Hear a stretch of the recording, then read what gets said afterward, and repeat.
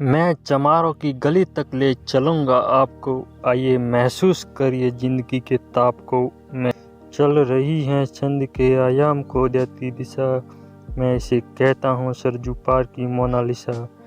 कैसी यह भयभीत हैं हिरनी सी घबराई हुई, लग रही हैं जैसे कली बेला की कुमलाई हुई। कल को यह वाचाल थी पर आज कैसी मौन है, जानते हो इसकी खामोशी का कारण कौन है। थे यही चावन के दिन हर खू गया था घाट को, सो रही थी बुढ़ी औसारे में बिछाए खाट को। डूबती सूरज की किरणें खेलती थी रेत से, घास का गट्टर लिए वह आ रही थी खेत से।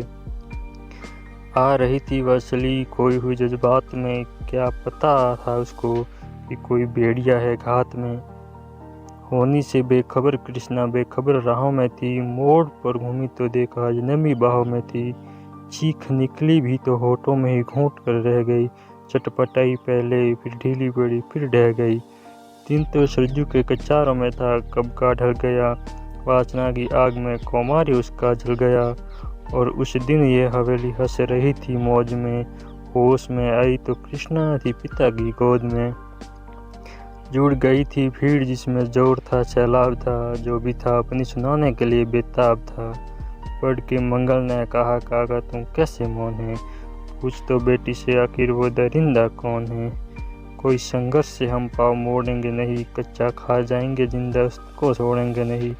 कैसे हो सकता है होनी हाँ कह के हम टाला करे, और ये दुश्मन बहू बेटी से मुंह काला करे। बोला कृष्णा से बहन सो जा मेरे अनुरोध से, बच नहीं सकता वो पापी मेरे प्रतिशोध से। पड़ गई थी इसकी भनक थी ठाकुरों के कान में, वे इकट्ठे हो गए थे सरपंच के दालान में।